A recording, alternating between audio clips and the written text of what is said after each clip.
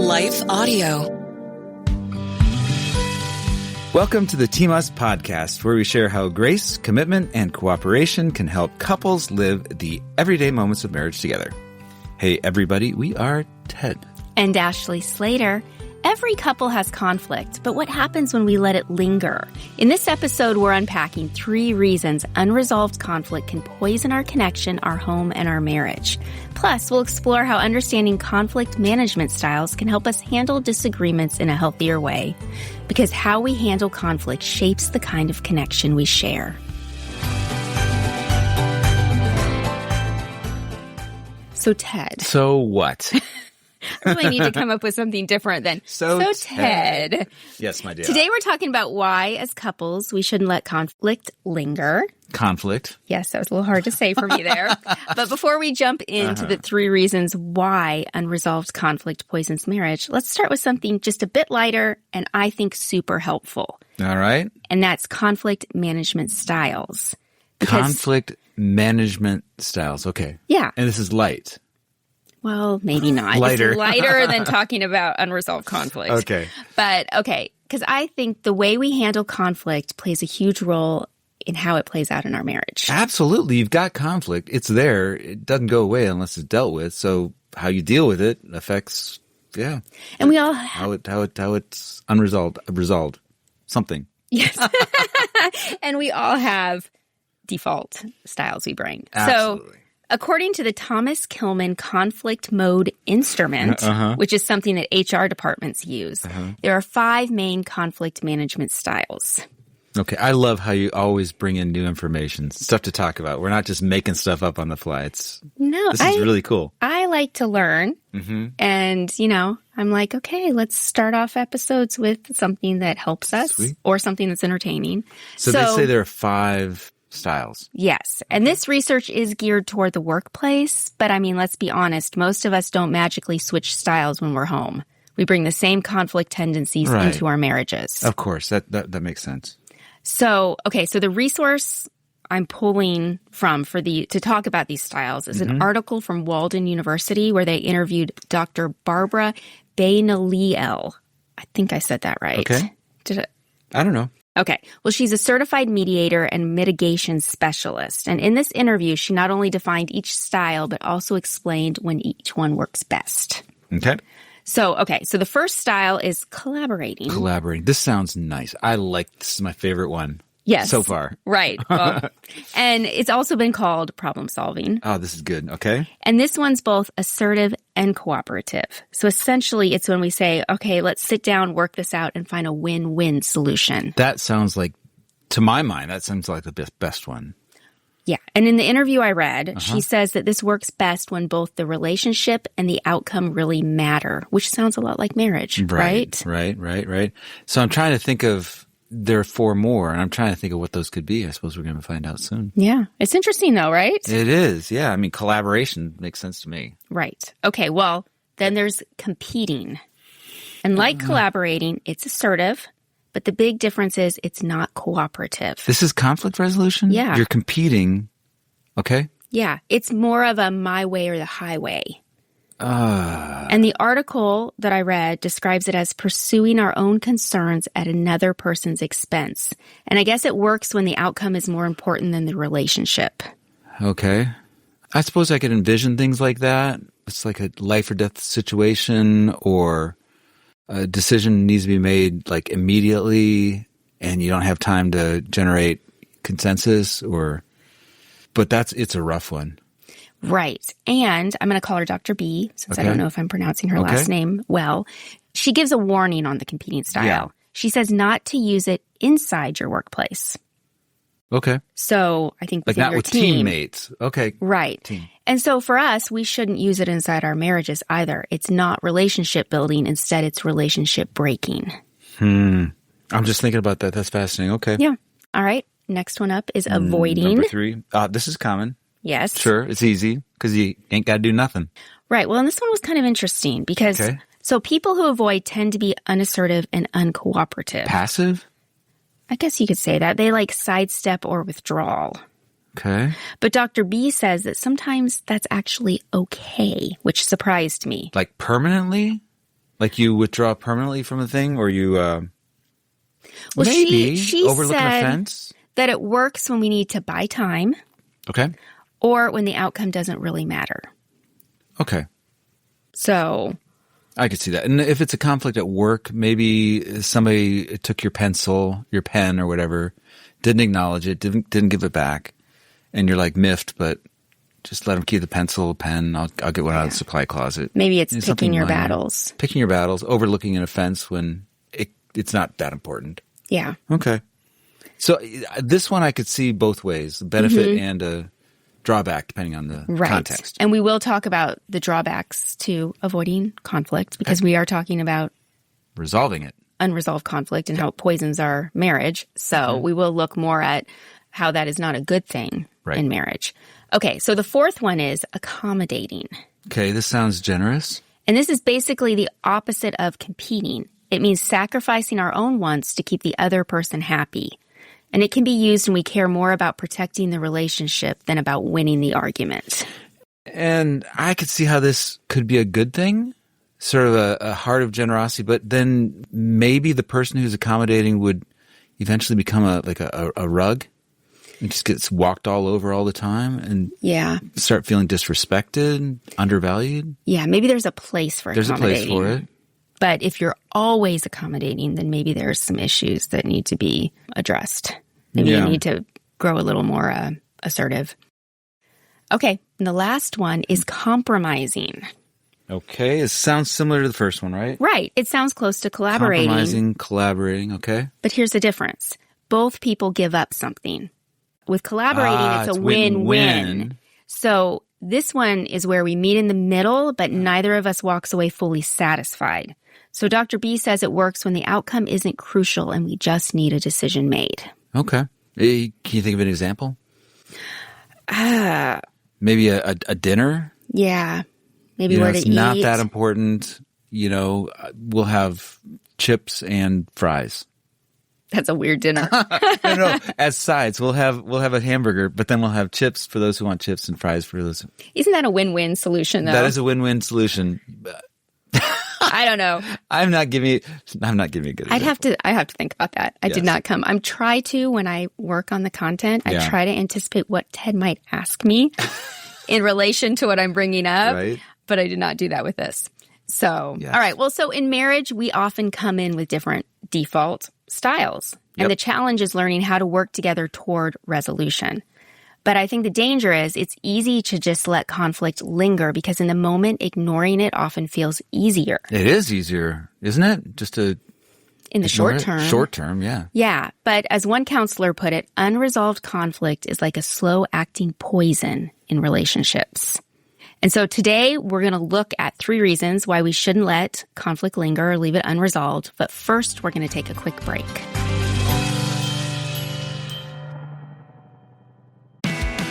In the book of James, we're told to be doers of the word and not hearers only.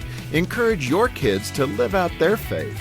Sign them up for Bring Your Bible to School Day on October 2nd. Bring Your Bible to School Day is a time for kids to stand boldly for Christ. Last year, over 1 million students joined in answering God's call to share the gospel. Sign up today at bringyourbible.com. That's bringyourbible.com.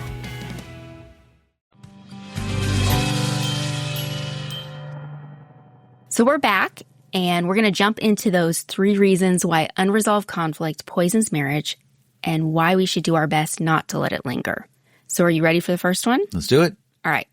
Unresolved conflict prolongs the issue. So, well, that makes sense, right? If it's not resolved, then it's unresolved. It's common sense, but I think a lot of people think it's going to go away. If you ignore it, it'll go away. Right. But ignoring conflict doesn't make it disappear. It's always going to be there. Somebody's going to bring it up, at the very least, or you're going to feel it.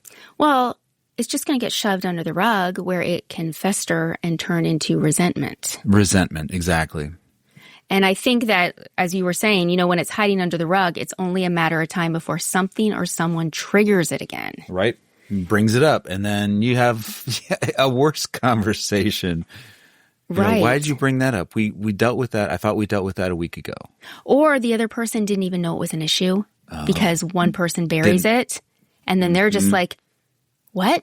And it's not fresh enough that, I don't know, it's just it gets weird. Yeah. So I think I read an article from the Institute for Family Studies, and they quoted Richard Hackman, who's a Harvard professor who studies conflict.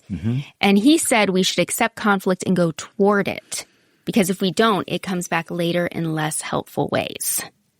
Yeah, that seems reasonable. Yeah.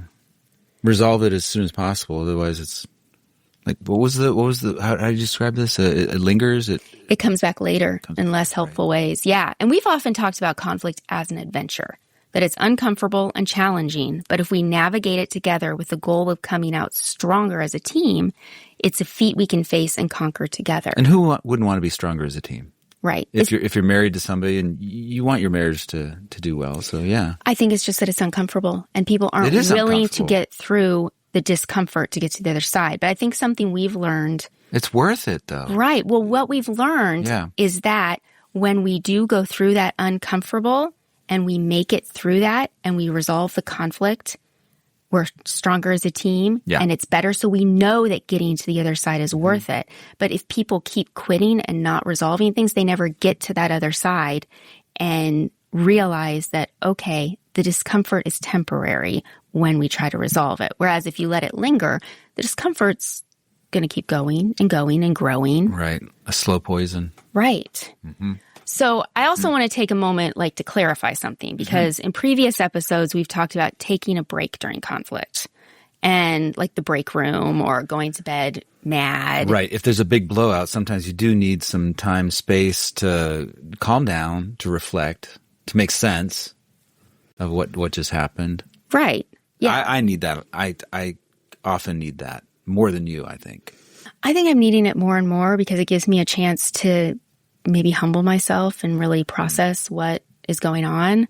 So I'm finding the older I get, the more I need that. And I think, taking a break isn't the same as letting conflict linger or remain unresolved, because there's that commitment to come back to the issue when we're ready and face it together.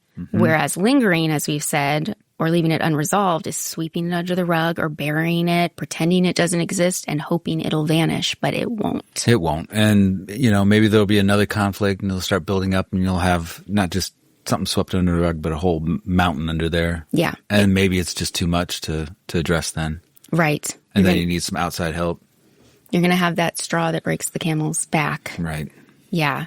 And so, the Apostle Paul gives us wisdom in Ephesians 4:26-27. What's he say? He says, "Be angry and do not sin. Do not let the sun go down on your anger, and give no opportunity to the devil." So some people take that, "don't let the sun go down on your anger," literally, like don't go to sleep until you work things out. But we treat it more as a principle, because sometimes you do need to sleep in order to deal with the conflict better. You're tired, right? Or you're hungry, right? So. And it could get worse. It could get worse. If you're trying to resolve a conflict because you're trying to get it taken care of before you close your eyes for the night, and your mind's just tired and you're still a little miffed and you're still a little amped up, you can make it worse. Yeah. And I'm thinking back to our episode we did on night owls and early birds. Say you have a night owl and an early bird, the night owl might be able to deal with it in the evening, whereas the early bird's like, I can't handle this right now. Right. And if your spouse says something like that, just take them at their word that they can't handle it right now, Right. And I think that, when we let conflict drag out and linger, it opens the door for bitterness and resentment, and they can both eat away at our unity. Yeah. So I think that really ties into Paul saying, don't, give no opportunity to the devil. I was just thinking of something. When we have conflict successes, the more we have conflict successes, the more we're unafraid of addressing conflict because we've had successes, so we can do it again. Right. Yeah. So, yeah. Practice makes progress. There you go. Right. All right. You ready for number 2? Yep. Okay. So unresolved conflict breaks connection. Okay. So that seems to make sense. Go ahead and explain. I mean, all this stuff is common sense. Okay. But it's good to identify it so that you can, be aware of it. Right. And sometimes we don't think about common sense, especially if we are really upset. Absolutely. So when we don't address issues and we allow conflict to remain unresolved, the connection we share suffers. Like I used to avoid conflict early in our marriage. And I've talked about this before. So avoiding was definitely my conflict management style. But I learned that avoiding doesn't keep peace. It actually creates distance because real intimacy requires truth-telling and vulnerability, even when it's messy. Yeah, I almost feel like pausing there and thinking about that. That's absolutely true what you just said. I don't have anything to add. Sorry. Yeah. Well, one article on the consequences of ignoring workplace tension put it in this sort of way. They said lingering issues, and this is not a quote, I'm paraphrasing. Lingering issues fracture relationships, they erode trust, and they strain communication. And in marriage, the same thing happens. Misunderstandings pile up, pride creeps in, and connection suffers. Absolutely. Yep. So, I mean, we even see that in Genesis. I mean, Adam and Eve sinned, and instead of running toward God, they hid from him. They let that conflict linger even longer before going to him, and that continued to break their connection with him. Yeah, that's a perfect example of connection being broken because of a conflict. Yeah, it divides us and it hurts our unity. So sorry, I would like to add something, but this is really good. I'm just chewing on the words you're sending out. Well, I love learning it myself because I feel like as I'm researching the different episodes, I'm learning it and it helps me do better.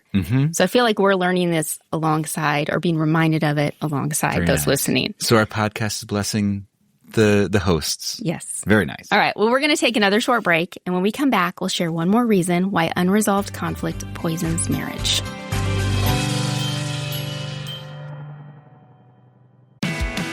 In the book of James, we're told to be doers of the word and not hearers only. Encourage your kids to live out their faith. Sign them up for Bring Your Bible to School Day on October 2nd. Bring Your Bible to School Day is a time for kids to stand boldly for Christ. Last year, over 1 million students joined in answering God's call to share the gospel. Sign up today at bringyourbible.com. That's bringyourbible.com.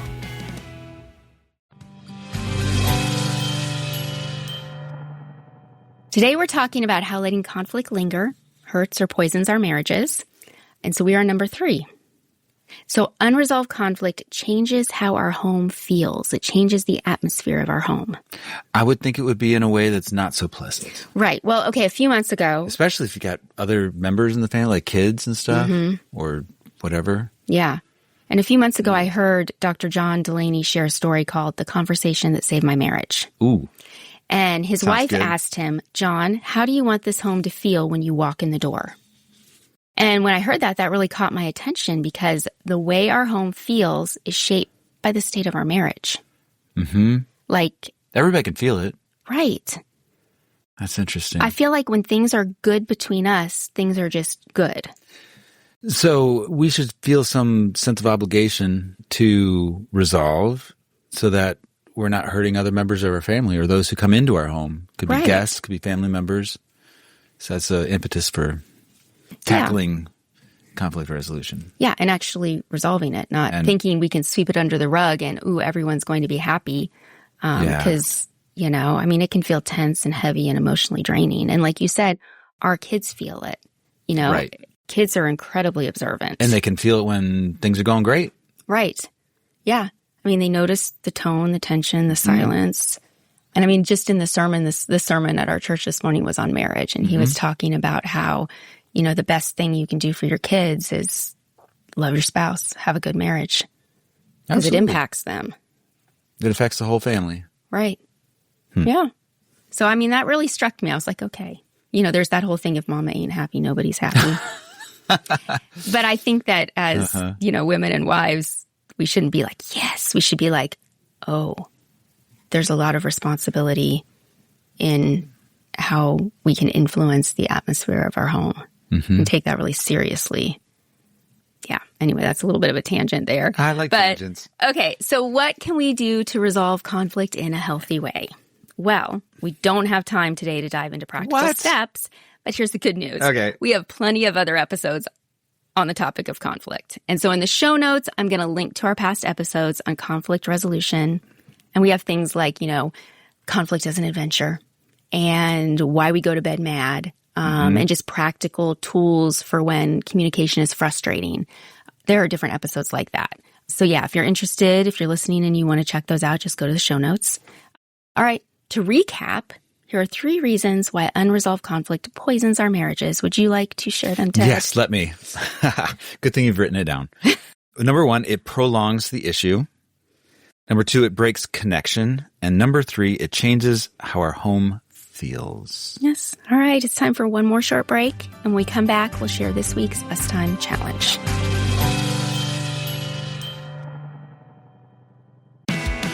In the book of James, we're told to be doers of the word and not hearers only. Encourage your kids to live out their faith. Sign them up for Bring Your Bible to School Day on October 2nd. Bring Your Bible to School Day is a time for kids to stand boldly for Christ. Last year, over 1 million students joined in answering God's call to share the gospel. Sign up today at bringyourbible.com. That's bringyourbible.com.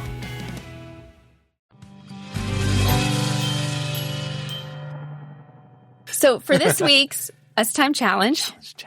Yes, I've grown accustomed to that. I like My it. little challenge echo. Yes.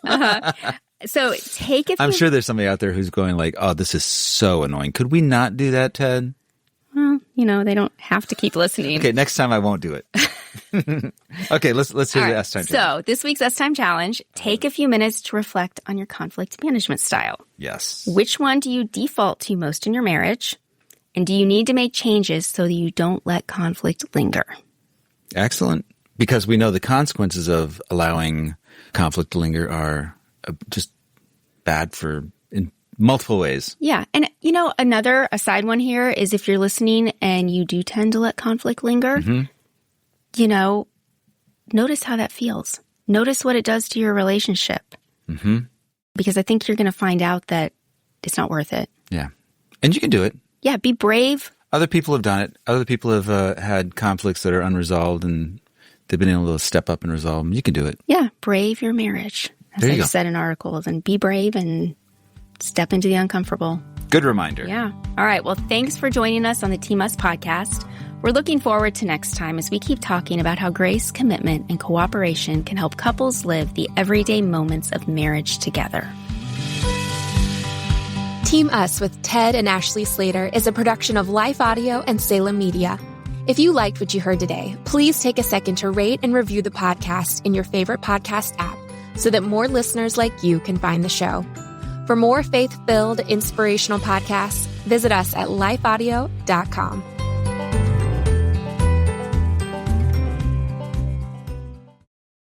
Rejoice always. Pray without ceasing. Give thanks in all circumstances. God invites us to cultivate thankful hearts by turning our eyes toward Him in good times and bad. To listen to more Abide Christian meditations, just go to lifeaudio.com or search your favorite podcast app for Abide Christian Meditation. You can also download the Abide app for more biblical meditations at abide.com.